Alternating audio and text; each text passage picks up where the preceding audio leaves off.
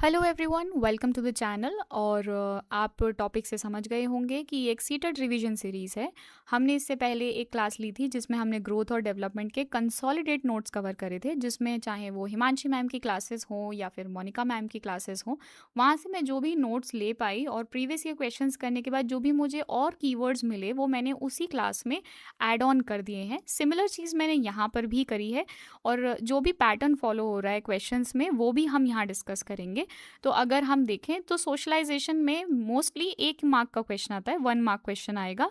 और यानी कि हमें समझना चाहिए कि वो सिर्फ एक ही क्वेश्चन आने वाला है एग्जाम में। तो जब हमने डेवलपमेंट वाला सेक्शन पढ़ा था तो हमने पढ़ा था कि सोशल डोमेन भी एक सेक्शन है जो डेवलपमेंट का हिस्सा है। और सोशल डेवलपमेंट बहुत बड़ा रोल प्ले करता है और भी चीज़ों को डेवलप करने में, चाहे वो हमारे मॉरल डेवलपमेंट हो, कॉग्निटिव डेवलपमेंट हो या इमोशनल डेवलपमेंट हो। सोशलाइजेशन एक प्रोसेस है जिसमें हम सोसाइटी में कैसे रहना है वो सीखते हैं। अच्छा, एक चीज़, अगर आपको ये वीडियो यहीं पॉज करनी है और जो भी सीखने का जो इसमें से मैं बताने वाली हूँ ना, वो मेजरली ये वाला पोर्शन है, ठीक है। और जो मैंने ये हाईलाइट करा है इस पर ज़्यादा क्वेश्चन आ रहे हैं बार बार, तो बस इतना ही इम्पोर्टेंट है। तो बाकी अगर आपको टाइम वेस्ट नहीं करना है तो आप जा भी सकते हैं। और ये वीडियो में जितना भी मैंने बताया ना, इन पेजेस में नोट्स हैं, वो कम्प्लीटली यहाँ पे मैंने बता दिए हैं, ठीक है। और अगर आपको वीडियो आगे देखनी है तो कंटिन्यू कीजिए। चलिए आगे सीखते हैं। तो अब सबसे पहले यहाँ जाते हैं। देखो, सोशलाइजेशन क्या प्रोसेस है? एक इंटरनाइजेशन करने का, नॉर्म्स को इंटरनाइज करने का, आइडियोलॉजीज को सीखने का एक लाइफ लॉन्ग प्रोसेस है। मतलब हम बर्थ से डेथ तक सीखते हैं। तो ये एक अक्वायरिंग प्रोसेस है, मतलब एक लर्निंग प्रोसेस है। ये कोई इन्नेटली नहीं मिलता है हमें, हम सीधा अक्वायर करते हैं, देखते हैं, ऑब्जर्व करते हैं और उसके बाद में हम खुद भी उन्हें परफॉर्म करते हैं। तो हम क्या सीखते हैं, क्या लर्न करते हैं? हम वैल्यूज़, बिलीव्स, इंटरैक्शंस, सोसाइटी के जो एक्सपेक्टेशंस हैं हमसे, वो सब हम सीखते हैं और उनको फिर आगे जाके फ्यूचर में परफॉर्म भी करते हैं। अच्छा, फीचर्स क्या हैं सोशलाइजेशन के? जैसे कि ये एक कंटिन्यूस प्रोसेस है, ये एक लाइफ लॉन्ग प्रोसेस है और हम इसे फॉर्मली और इनफॉर्मली दोनों जगह परफॉर्म करते हैं। यानी कि हम सोशलाइज जब कर रहे होते हैं तो चाहे फॉर्मली करना हो या इनफॉर्मली। फॉर्मल मतलब जब हम किसी सोशल गैदरिंग में हैं जहाँ पर हम थोड़ा सा फॉर्मल बिहेवियर करेंगे। इनफॉर्मल यानी कि जैसे अपने घर में जब हम बिहेव करते हैं तो वो भी एक पार्ट ऑफ सोशलाइजेशन है। अब सोशलाइजेशन 2 तरीके का हो सकता है, एक एक्टिव सोशलाइजेशन हो सकता है और एक पैसिव। एक्टिव सोशलाइजेशन जहाँ पर हम पार्टिसिपेट करते हैं एक्टिवली, और पैसिव सोशलाइजेशन है जहाँ हम चीज़ों को सिर्फ ऑब्जर्व कर रहे हैं, अंडरस्टैंड कर रहे हैं और बाद में उन चीज़ों को इनकलकेट करके अपने जब एक्टिव पार्टिसिपेशन करेंगे उनको तब यूटिलाइज करेंगे।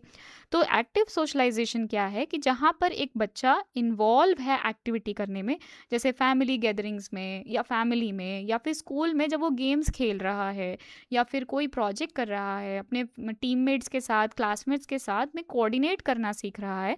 वो एक सोशल प्रोसेस है, सोशल इंटरेक्शन करना सीख रहा है और वो डायरेक्टली इन्वॉल्व है उस जगह पे, तो उसे एक्टिवली पार्टिसिपेशन कहेंगे, एक्टिव सोशलाइजेशन कहेंगे।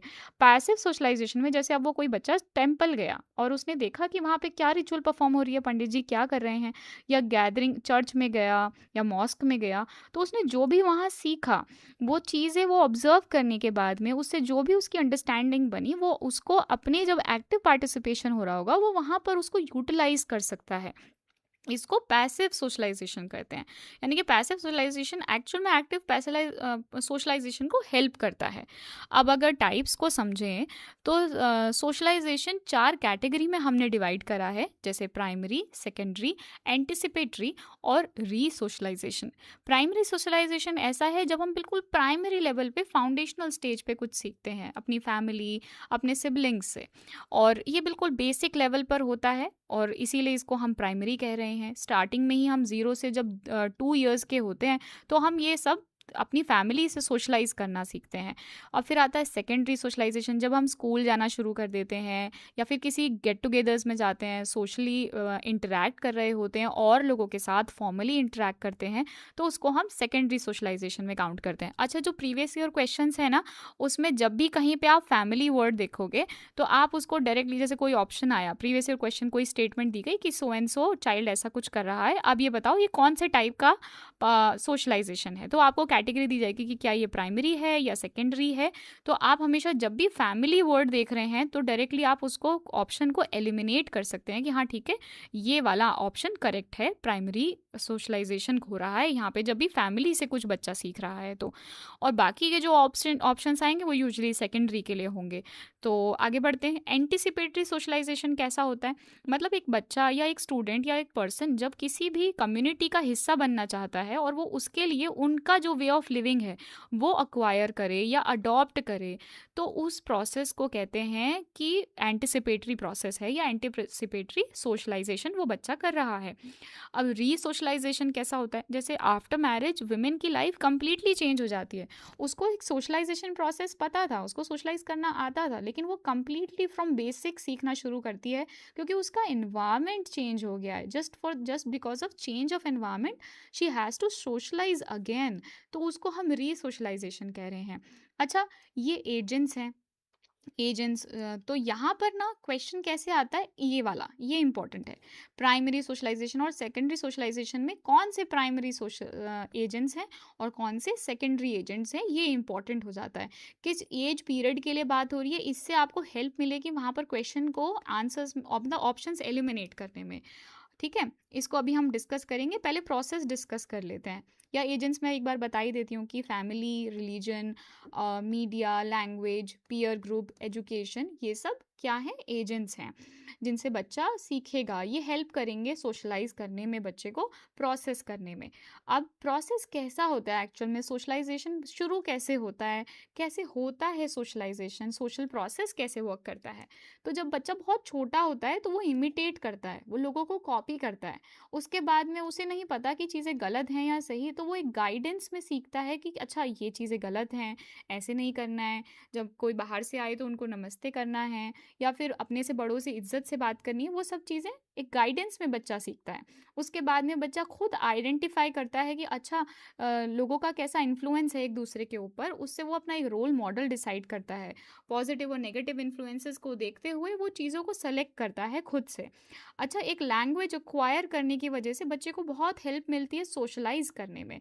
उसको अपना रोल डिफाइन हो जाता है, जैसे एक स्टूडेंट को कैसे बिहेव करना है, एक छोटे बच्चे को घर में कैसे बिहेव करना है, आपका छोटा भाई और बड़ा भाई एक दूसरे के लिए कैसे रिस्पॉन्सिबल होते हैं और आपके क्या एक्सपेक्टेशंस होते हैं एक दूसरे से, वो सब बच्चा समझ पाता है विद ओवर ऑफ टाइम। और ये प्रोसेस में वैल्यूज़ को इंटरनलाइज करना सीख जाता है और रिचुअल्स को परफॉर्म करना सीख जाता है। सोसाइटी के जो बेसिक प्रोसेस हैं उनको सीख पाता है।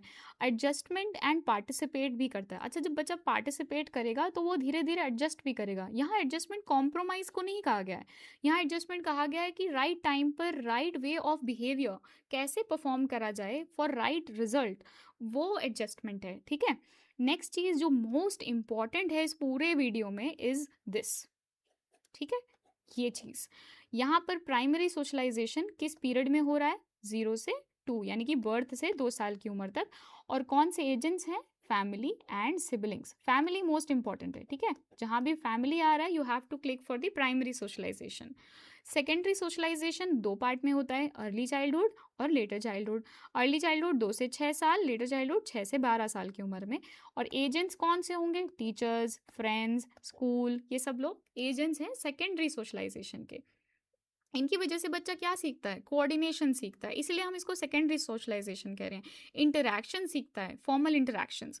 प्राइमरी सोशलाइजेशन में बच्चा क्या सीख रहा है, फाउंडेशनल चीज़ें सीख रहा है। अच्छा, ऐसे बिहेव करना है, ऐसे स्माइल करना है, ये करना है, या फिर कैसे बिहेव करना है वो इमिटेट करने के बाद में सीख चुका है। ये फाउंडेशनल सोशलाइजेशन प्रोसेस है। ठीक है, आगे बढ़ते हैं। यही चीज़ देखो मैंने यहाँ पर बता रखी है, ये पूरा एक समरी समझ लो आप इसका। ये सेकेंडरी की स्पेलिंग गलत हो गई है, 1 मिनट। ठीक है, आगे बढ़ते हैं। ये है जेंडर। अब इसी का एक हिस्सा है सोशलाइजेशन का कि जेंडर एक सोशल कंस्ट्रक्ट है।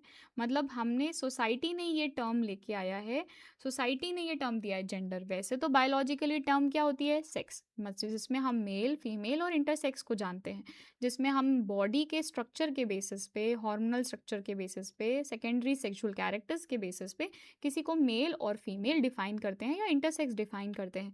बाद में सोसाइटी ने ये एक सोशल टर्म दिया है बेस्ड ऑन किन बेसिस पे कि रोल्स, रिस्पॉन्सिबिलिटीज़ या उसकी क्या एक्सपेक्टेशंस हैं सोसाइटी की उनसे, कि एक बॉय है, एक गर्ल है, एक वुमेन है और एक मैन है। उनके क्या रोल्स होने चाहिए, क्या रिस्पॉन्सिबिलिटीज़ होने चाहिए, और ट्रांसजेंडर भी है।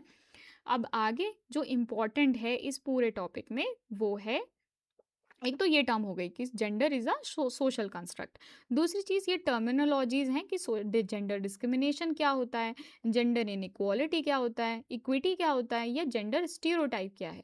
अच्छा, ये चीज़ क्यों समझना ज़रूरी है, क्योंकि प्रीवियस ईयर क्वेश्चन किस तरीके से आ रहे हैं कि उनमें आपसे पूछा जा रहा है कि कोई स्टेटमेंट दे दी गई, अब बताओ कि ये क्या है, इनमें से कौन सी टर्मिनोलॉजी के लिए ये सही डेफिनेशन फिट होती है।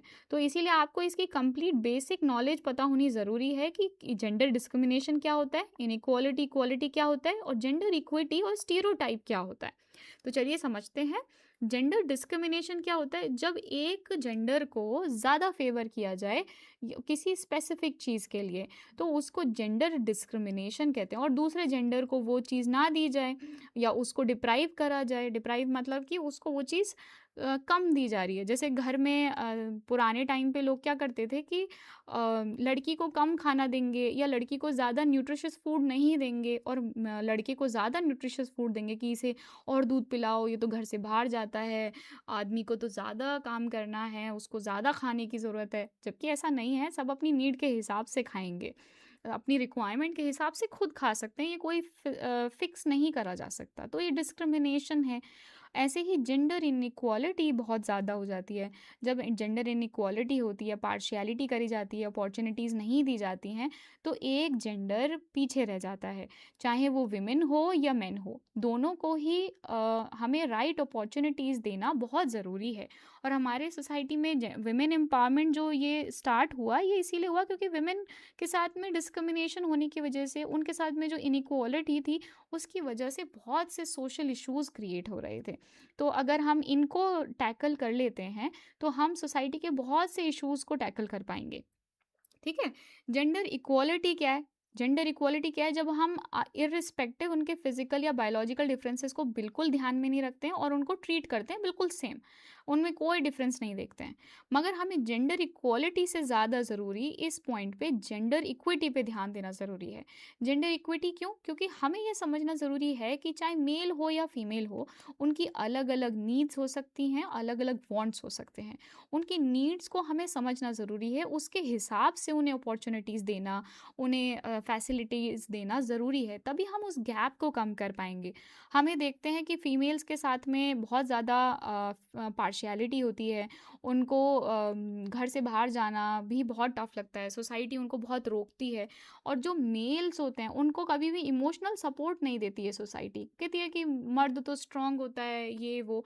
तो जो चीज़ें ऐसी हैं वो भी हमें नहीं करनी है। हमें समझना होगा कि जिस भी जेंडर है, चाहे वो मेल है या फीमेल है, उनको उनकी नीड के अकॉर्डिंग, उनके रिक्वायरमेंट के अकॉर्डिंग उन्हें अपॉर्च्युनिटीज़ देनी होंगी, ताकि हम एक गैप को कम कर पाएँ। दूसरी चीज़ है जेंडर स्टीरियोटाइप। जेंडर स्टीरियोटाइप मतलब कि हमने पहले से ही सोच लिया है कि अच्छा, लड़की है तो इसको पिंक कलर पसंद होगा, लड़का है तो इसको तो ब्लू कलर करेंगे, ब्लू कलर देंगे। अब आपने देखा ना वो जेंडर रिवील वीडियोज़ आती हैं, वेस्टर्न कल्चर में तो बहुत ज़्यादा है, इंडिया में तो बैन है जेंडर रिवील करना, है ना? तो इल्लीगल है बाय द वे। तो ये जेंडर स्टीरियोटाइप बना हुआ है। वो जो जेंडर रिवील वीडियो आती है उसमें गर्ल के लिए पिंक कलर है और बॉय के लिए ब्लू कलर है। किसने डिसाइड किया भाई ये पिंक और ब्लू कलर? तो जब भी ऐसे स्टीरियोटाइप्स हैं, हम पहले से प्री डिटरमाइन कर चुके हैं, एक्सपेक्ट कर चुके हैं, हमने खुद से एक ओपिनियन बना ली है किसी एक जेंडर के लिए, तो वो गलत है।